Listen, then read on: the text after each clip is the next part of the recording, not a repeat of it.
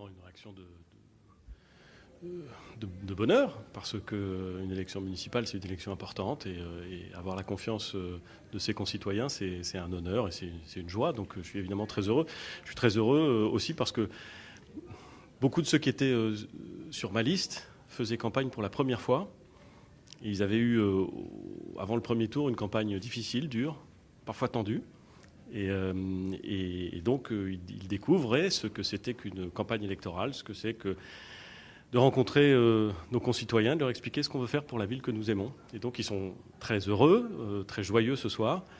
Donc, je partage cette joie et c'est évidemment quelque chose de très fort. Et puis, il y a aussi une forme de responsabilité importante parce que moi, je prends les scrutins démocratiques au sérieux.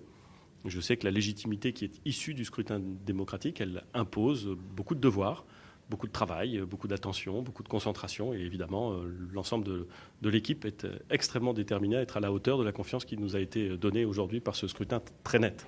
Vous faites près de 59%. Les Havrais veulent que vous soyez maire. Qu'est-ce que vous leur répondez ? D'abord, je les remercie. Je remercie les Havraises et les Havrais qui se sont prononcés. Je remercie les Havraises et les Havrais qui ont permis que l'élection soit possible.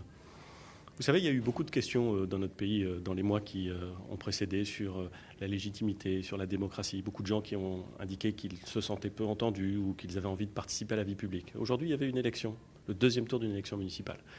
Et l'occasion était donnée à tous les concitoyens de déterminer l'équipe, le projet et ceux qui vont mettre en œuvre les transformations de la ville. Eh bien, ceux qui ont été votés ont dit quel était leur choix. Et c'est l'essentiel. Et j'ai vu beaucoup de gens qui pensaient que la légitimité, c'était de crier plus fort. Dans un pays démocratique, la légitimité, c'est pas de crier plus fort. La légitimité, c'est d'aller voter, et c'est celui qui a la majorité, l'équipe qui a la majorité, c'est pas un homme seul, bien entendu, mais l'équipe qui a la majorité met en œuvre un projet qui a été expliqué aux Havraises et aux Havrais. C'est ce qui s'est passé aujourd'hui, de façon, je crois, assez nette. Je crois que les Havrais, ils ont fait le choix du Havre. Ils ont préféré un projet cohérent avec des choses que nous faisions depuis très longtemps, plutôt que peut-être un défilé de stars nationales qui venaient de raconter des choses sur une situation nationale, mais qui, au fond, a sans doute beaucoup d'intérêt, mais pas pour un scrutin municipal. Pourtant, l'abstention était tout de même assez forte pour ce second tour. Oui, on a constaté partout en France une abstention de second tour qui était assez forte. Alors je note et je me réjouis qu'au Havre, l'abstention était moins forte qu'au premier, ce qui veut dire qu'il y a plus de Havraises et de Havrais qui sont venus voter. Mais là encore, tout était organisé pour que tous ceux qui voulaient participer à ce scrutin démocratique puissent le faire dans d'excellentes conditions, évidemment de liberté de choix, mais aussi de sécurité sanitaire. Et voilà, à la fin, ce sont ceux qui votent qui décident.